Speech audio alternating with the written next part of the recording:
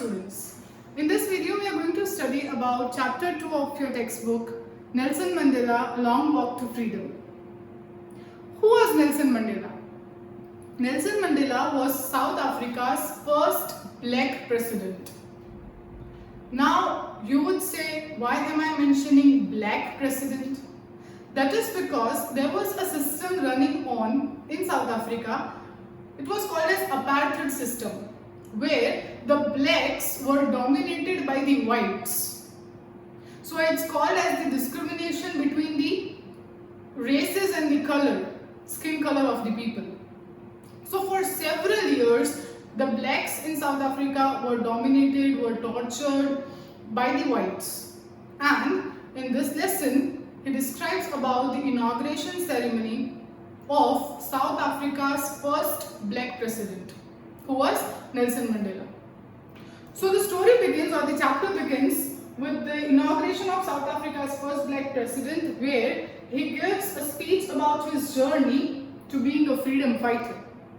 Nelson Mandela in his very young age came to know that freedom for him and his community is an illusion. He came to know that they will not be given the equal rights or the basic rights just as the whites have. And so he and many of his people from his community fought for freedom. And on that day, as it was the inaugural ceremony of South Africa's first black president on the seat which was of the white supremacy till now.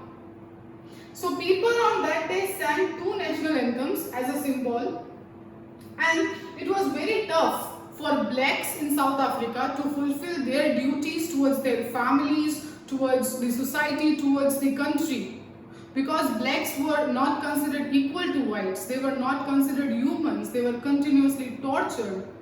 They were continuously oppressed, as the word used in your textbook. So, as I told you, Nelson Mandela realized this in his adulthood, that freedom for them is an illusion and he has to work hard to achieve freedom. So Mandela himself and other countless freedom fighters fought for their freedom and they finally attained it. The story of their struggle is expressed in the lesson. For several years they had to be in the prison also. In the lesson, Mandela gives some important statements. The statements are as follows. He says people must learn to hate because love comes naturally. Now we all know that love comes naturally. We are not supposed to learn how to love. We can love naturally. It comes from within us. But when we have to hate, it is taught. We have to learn to hate someone. And so he says that there must be love between the people of South Africa, no matter they are blacks or whites. Then he says bravery is not the absence of fear, but it is when one conquers the fear. So if I say that I do not have a water phobia, I do not have a fear of water, and I go in the dangerous water rides, and I say that I am brave. Am I brave in reality? I'm not. Because I do not have that fear. So bravery is not the absence of fear, but bravery is when one conquers the fear, when one wins over the fear. So if I have a water phobia, if I have a fear of water, or say suppose I have a fear of heights, and I go for mountaineering, or if I go for water rides, then I can call as a brave. Then I can be called a brave.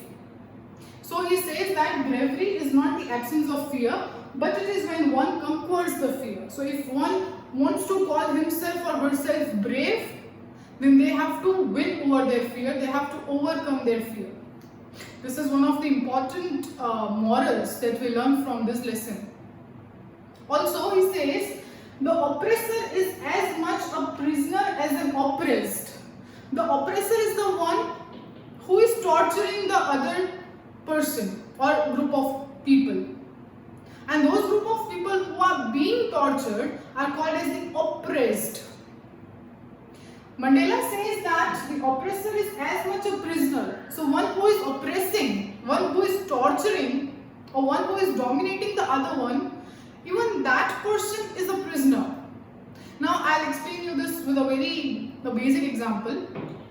If you are having a dog and you are tying him with your wrist, you are holding his belt with your wrist so that he does not go away, he does not run away, you don't have to run behind it. So you think that you have tied the dog within your wrist, you have the hold of that dog, you have prisoned the dog.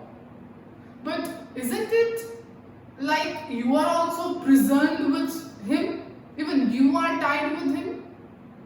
If the dog can't go anywhere without you, even you can't go anywhere without the dog. So I hope you are clear with the last statement. The oppressor, the one who is oppressing, the one who is torturing, is equally a prisoner as the one who is being oppressed.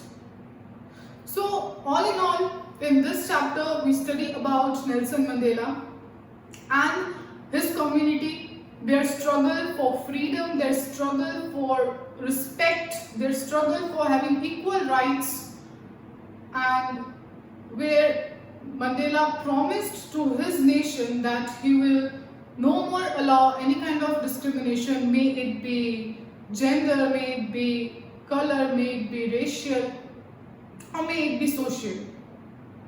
So that's it. I hope you are clear with the chapter. Thank you so much.